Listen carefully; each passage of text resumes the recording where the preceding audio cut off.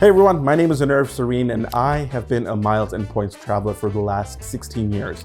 In this video, I'm going to show you how you can use your Amex miles and convert them into airplane miles to use on Air India. In other words, how you can use your miles on Air India through Amex. Here's how you do it. Step number 1, log into Amex and go to membership rewards. Step number 2, log in to your airplane account or aircanada.com. If you don't have one, create one and then link the two together. Step number 3, go in and look for flights specifically using the miles and points option on aircanada.com. Those should be fairly simple. You can just use the JFK to Delhi option, JFK to Mumbai option as an example, and you can see all the different flights for the different days that are available.